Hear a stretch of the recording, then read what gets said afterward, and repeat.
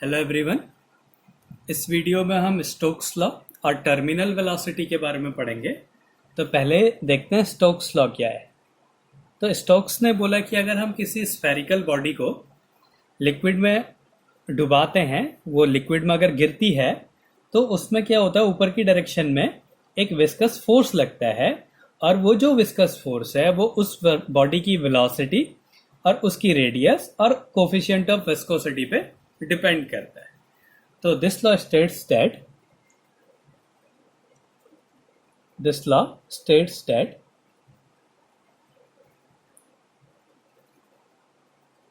if a spherical body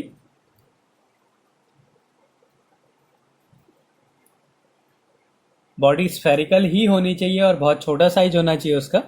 this law states that if a spherical body is dropped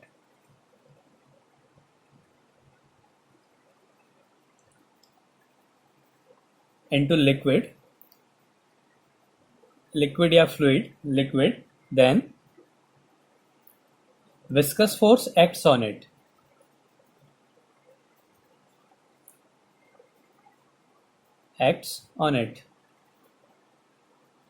as given by, जो viscous force लगता है वो होता है F equals to 6 pi eta R V, जहां पे जो R है वो है रेडियस ऑफ स्फीयर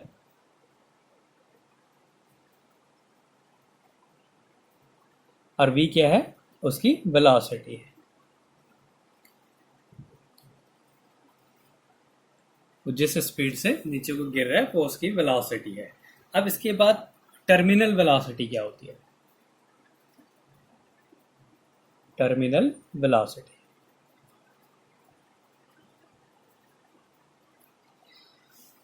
तो इसी से जो है टर्मिनल वेलोसिटी निकलती है। तो पहले स्टोक्स का लॉ देख लेते हैं।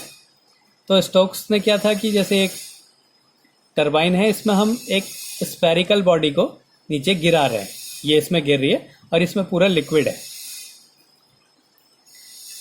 ये है, ये ऐसे नीचे को गिर रही है। तो इस बॉडी पे, इस स्फेरिकल बॉडी में नीचे की डायरेक्शन पे एक वेट लगेगा mg। तो जब ये नीचे को गिरती है तो इसमें क्या होता है, ऊपर की डायरेक्शन में एक विस्कस फोर्स लगता है और ये जो विस्कस फोर्स है ये क्या होता है 6 पाई ईटा आर वी, जहां पे आर क्या है, इसकी रेडियस है, और वी क्या है, ये जो नीचे गिर रहा है जिस वेलोसिटी से वो है। अब अगर कोई बॉडी नीचे गिर रही है तो उसमें दो फोर्सेस लगेंगे नीचे की डायरेक्शन में। एक इसका वेट हो गया mg और एक इसमें जो ऊपर को जो फोर्स लगेगा वो हो गया बॉयांसी जो है, अपवर्ड फोर्स जो है वो लग गया इस पे, और नीचे की डायरेक्शन पे क्या लग रहा है, उसका वेट लग रहा है। तो इसका जो ड्राइविंग फोर्स हो गया वो हो गया इसका वेट और अपवर्ड जो फोर्स लग रहा है।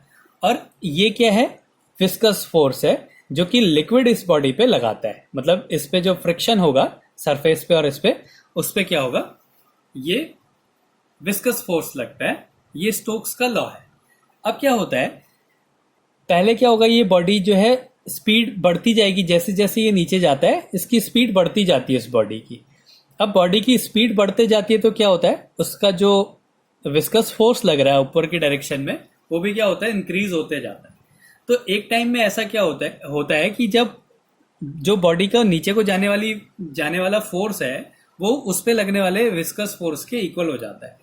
मतलब ये स्पीड इतनी बढ़ती जाती है कि इसका जो नीचे को जाने की स्पीड है इसमें ऊपर को लगने वाले फोर्स के इक्वल हो जाती है, जिसके कारण क्या होता है, ये फिक्स हो जाता है और एक कांस्टेंट वेलोसिटी से वो फोर्स की वैल्यू 0 हो जाती है, ऊपर को लगने वाले और नीचे को लगने वाले, और बॉडी क्या होती है, कांस्टेंट वेलोसिटी से नीचे को जाने लगती है, वो वेलोसिटी टर्मिनेट हो जाती है।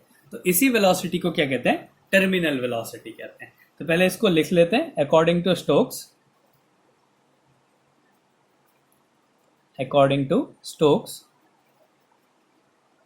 when a spherical body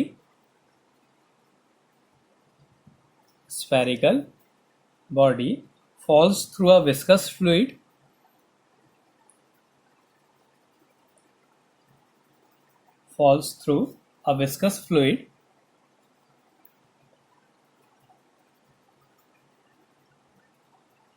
it experiences a viscous force.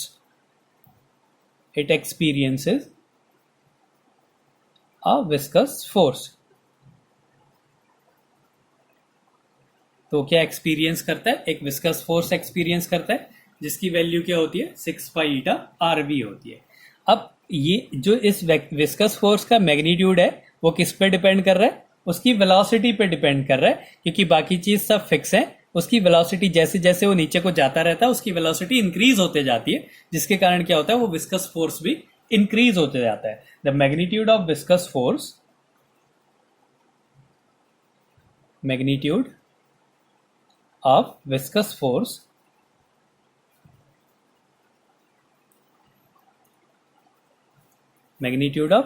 force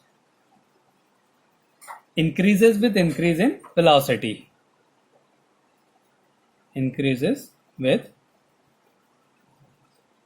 increase in velocity.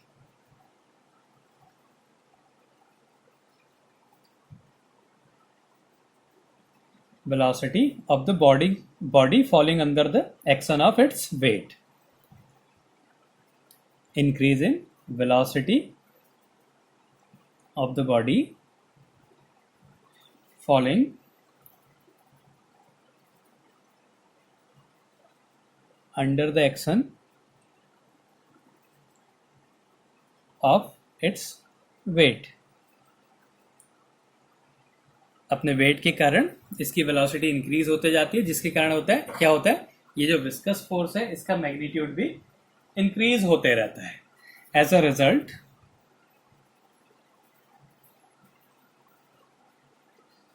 The viscous force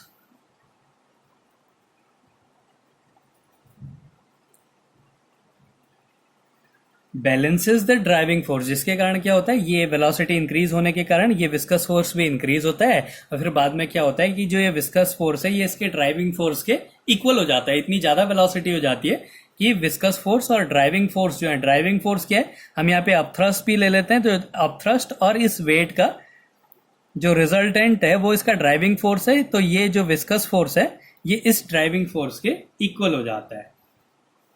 as a result the viscous force balance the driving force.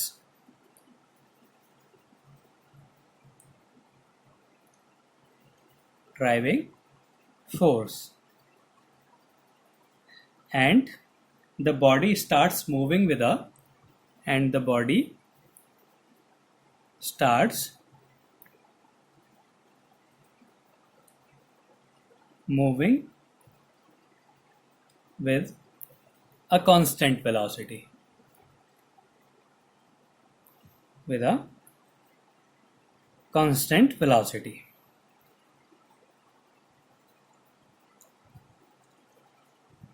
Known as terminal velocity. Terminal velocity. उसी constant velocity को हम क्या कहते हैं? Terminal velocity कहते हैं. तो अब ये कंडीशन ले लेते हैं कि ये बॉडी का अपथ्रस्ट है, ये उसका विस्कस फोर्स है और ये इसका वेट है. तो इसमें 3 फोर्स लग रहे हैं. When body is falling, body is dropped into the fluid, dropped in fluid, 3 forces will act on the body. Act on the body. 3 forces उसमें लगेंगे.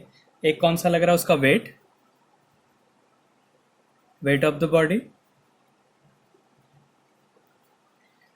W इक्वल्स टू mg हो गया. अब mass equals to volume into density भी होता है.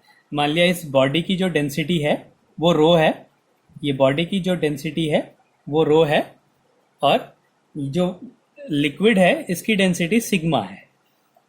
तो mass equals to volume 4/3 pi R cube.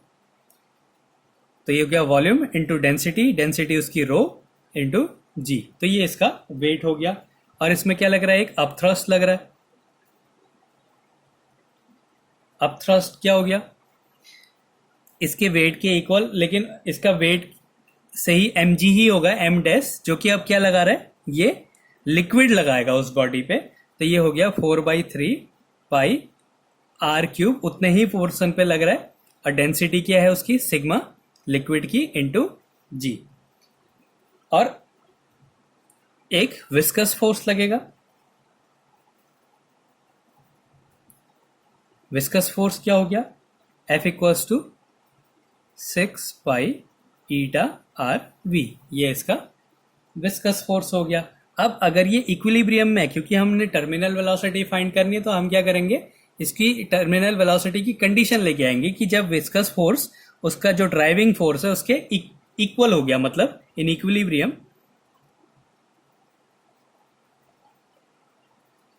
Equilibrium में क्या होगा कि जो विस्कस फोर्स है वो उसके ड्राइविंग फोर्स के इक्वल हो गया। तो विस्कस फोर्स क्या है, 6 pi eta R V equals to, अब थ्रस्ट और plus weight 4/3 pi R cube rho G minus 4/3 pi R cube sigma G हो गया। तो यहां से क्या हो गया, 6 pi eta R V equals to 4/3 pi R cube rho minus sigma into G आ गया। तो अब क्या हुआ, ये पाई से पाई कैंसिल हो गया, इससे ये स्क्वायर हो जाएगा। तो हमने वेलोसिटी की वैल्यू निकालनी है, v इक्वल्स टू 4 अपॉन ये 6 नीचे आ जाएगा 18 R square rho minus sigma G upon eta. तो ये क्या हो गई, इसकी टर्मिनल वेलोसिटी हो गई। अगर हम इसमें अपवर्ड फोर्स नहीं ले रहे हैं, उसका अपथ्रस्ट नहीं ले रहे हैं, तो हम क्या करेंगे, सिग्मा को 0 कर देंगे। तो ये क्या हो जाएगा, 4/18 R square rho G upon eta. तो क्या होती है, टर्मिनल वेलोसिटी होती है। टर्मिनल वेलोसिटी वो कांस्टेंट वेलोसिटी होती है जब उस पर लगने वाला विस्कस फोर्स उसके ड्राइविंग फोर्स के इक्वल हो जाए। तो जो बॉडी होती है वो कांस्टेंट वेलोसिटी से मूव करने लग जाती है। उसी कांस्टेंट वेलोसिटी को हम बोलते हैं टर्मिनल वेलोसिटी।